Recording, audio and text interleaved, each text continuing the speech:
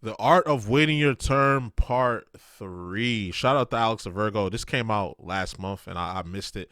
I reacted to the other two, so we're reacting to this one as well. So let's get to it. What would you say to someone who's like trying to come up? Maybe not necessarily the way you came up, obviously, but in their own way. What would you tell them? What kind of encouragement would you? One thing I hate saying this because everybody says it, like consistency, dedication, like, you feel me? But people don't understand that like slow motion is better than like no motion. Like I swear to God, I just feel like people are not patient with the blow up. I feel like people are just trying to rush and trying to hurry up and do this and this, knowing that shit take years. They want to go viral on that. They want to go viral so fast. Yeah. It's like, bro, like you have to wait. And I just say play the back until it's time to play the front. And when it's your time to play the front, you go full throttle. Like today, like now is the time. It's alright not to have shit figured out for real, bro. You know what I'm saying? Like you got your whole life to figure shit out, bro. Like it ain't gonna happen, you know what I'm saying, in one day either. Like, bro, you might not have shit figured out for 10, 15 years.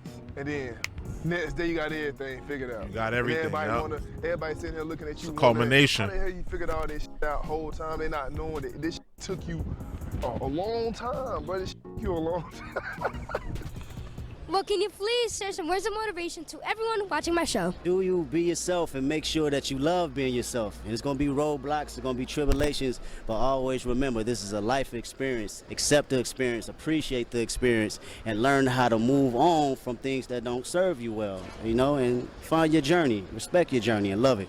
Timing, one of the Big most facts important from keys K. to Dot. success. You get the success and money too early, and you'll misuse your influence and lose your money. You wait too long to transition in your journey, and the train will leave the station without you. Timing is everything. This is why a concept like waiting your turn is so important. Part of waiting your turn is understanding when it is your turn. Because when your turn comes, which it will, you have to be ready to take it. You gotta take it. If you don't take Gotta advantage go. of your moment when it does come, it'll pass you by. A person in my own lifetime that I saw prove this principle was Kendrick Lamar. He patiently waited his turn to go later on in his career to claim the throne as the #1 rapper from the longtime holder Drake. With that, let me explain the I learned later on that how long K-Dot been rapping, and I'm like, dang, he came from like all the way to bottom. Like he was poor. Like he just was trying to rap and make his way. He got hundreds of songs, tens of 15, hundreds of songs that you have not heard, that we have not heard because we just wasn't listening to him back then because he was underground. He was nobody. But now look at him. He at the top. Been at the top for a while. Your turn.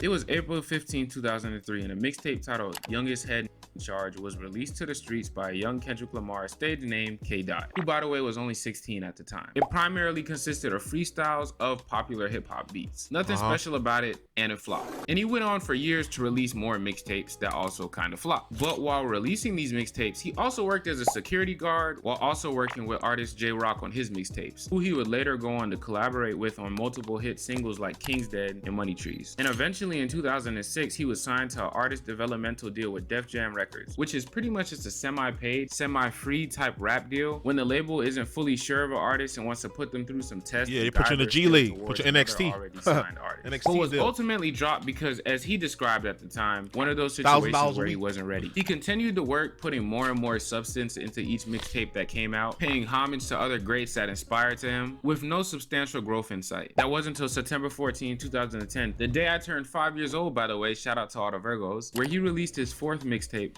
Overly Dedicated. It was his first mixtape to gain some sort of commercial success, but despite the mixtape being number 72 on the billboards, he was still a hype man at this point for J-Rock and Tech 9 on their tours, opening for them, maybe on a lucky night being able to play one of his songs while hyping up the crowd, not really known outside of the small niche listeners he had. When I say Michael, you say Jordan, Michael. Well, maybe not $1,000 a week. That is pretty decent money. Like that's almost up to what I mean. I make more than that, but it's almost.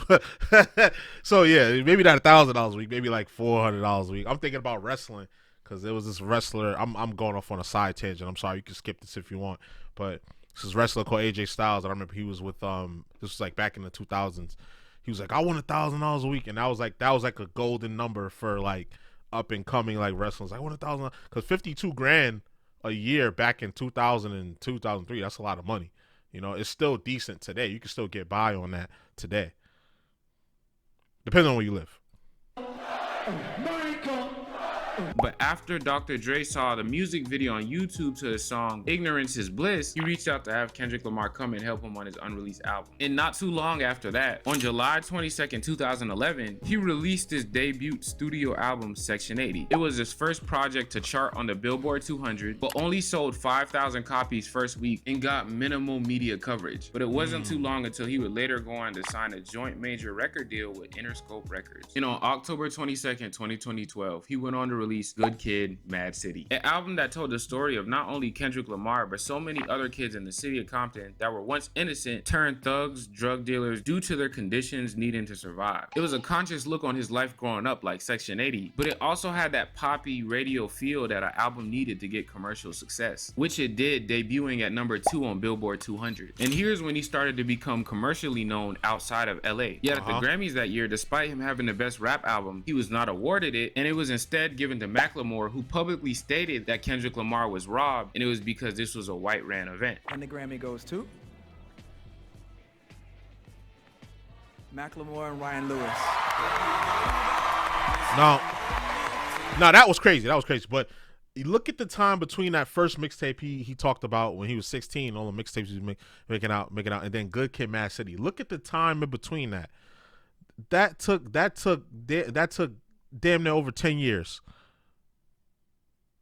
Oh, almost 10 years. I don't know the exact time in between when the album, when that first mixtape dropped when he was 16 to when he finally got put on, but that probably was like 10 years in between. So one of y'all could correct me if I'm not. Look how long it took him just to get like some sort of mainstream exposure. And then you go from Good Kid, Mad City until now. Now he's like one of the best rappers, probably considered the best rapper, the best like rapper out right now. Like that's crazy. That's crazy. Like, so just keep grinding, bro. Don't give up. If you get the only way that you're guaranteed to not win is if you give up.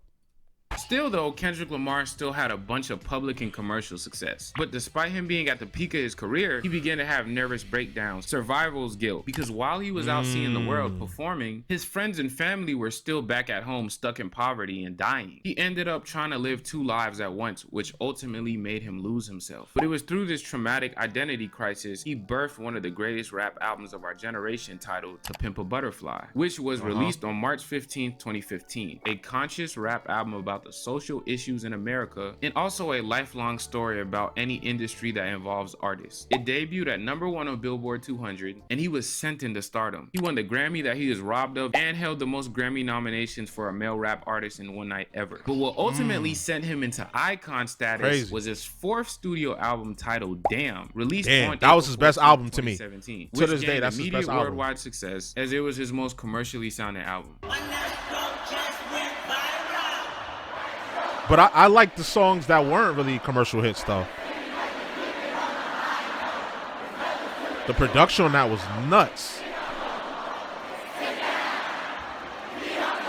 But it still had that substance that Kendrick Lamar is known to have boiling beneath the surface. Around the same time, he began to tour and hop on features of some of the most popular songs at the time, like New Freezer, Mask Off, and All the Stars. He also produced the iconic Black Panther album this year. And after this Damn tour, he entered a 4-year recording hiatus where the world silently started to forget about Kendrick Lamar. But he eventually came back and dropped his 5th studio album, Mr. Morale. I have to listen to that one. I haven't listened to that. Projects. It was an album like To Pimp a Butterfly, and it talked about the mental issues he's had to deal with since the fame, the money, and fast lifestyle. I did listen to GNX though. It was more of a personal healing album where it was like we were a third perspective listening and watching Kendrick Lamar go through his personal healing journey. Still though, nonetheless, it was up on the charts. It got the Grammy that year, and he was back like he never left. But despite Kendrick Lamar being so iconic, so commercially successful, the question of who was the king of rap was still in question. Due to another rapper being way more consistent and successful than Kendrick Lamar, due to his racial appearance and ability to make hits that pull in a broader, lighter audience. And that guy is none other than BBL Drizzy. See, even though Kendrick Lamar makes such iconic moments and projects, Drake makes iconic hits for that year and vibes. God's playing with crazy. Easy for Drake to run the rap game, especially when you take in account for the fact that Kendrick Lamar isn't very active in the public or socially unless it's to drop his music, unlike Drake, who is the trendiest wave rider artist that hip-hop has ever seen. So Drake and Kendrick Lamar have always sneak dissed each other war, and it seemed that Drake would continue to run the rap game. That was until March 26, 2024, where Kendrick Lamar, after reaching a boiling point upon hearing Drake parade around as if he was a king of hip-hop, and J. Cole roped himself, Drake, and him as the big three of hip-hop, and directly sent shots at them saying he was the king of hip-hop, thus sparking one of the biggest beefs that hip-hop has ever seen. And eventually, Kendrick Lamar went on to absolutely dog walk Drake and claimed the title of #1 rapper in the world. You know, dog. I wouldn't say dog walk. I wouldn't say dog walk because to me he was winning. Drake. It was like neck and neck, or Drake was winning until came out. Not Like Us. Not Like Us was like the spirit bomb that destroyed Super Boo. No, not Super Boo. That destroyed Kid Boo. Like that's what that was. Like shit.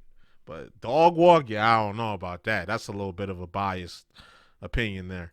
Not Like Us, and he is as of now at the peak of his career. And what makes it so crazy is before this beef, Kendrick Lamar's career was on the decline. Although very subtle given the height of his status, the younger generation since Damn really hasn't been checking for him, since our minds are set up like TikTok and he already isn't active on social media. But due to him coming in at this perfect time and seeing his moment be there and taking advantage of it, he went out and called the other two biggest rap artists of our generation. And he knew exactly how to beat Drake because he studied Drake's tactics against so many other artists, which I explained in the Art of Karma video. And this beef ultimately gave Kendrick Lamar another surge in his career, but that was because he waited his turn. And more, he's kind of going off on a tangent. Okay, finally he related it back to his main point, because I was like, you kind of going off on a tangent here, bro. Like this, the last 3-4 minutes was talking about Kendrick Lamar. Like the better half of the video, you're talking about Kendrick. Like, get back to the point, my nigga. Importantly, he took advantage of his turn when it was here. So please wait your turn, because trust me when I say, if you choose or don't see it when it presents itself, it'll go just as quick as it came, the same as a shooting star in the sky. And that's the art.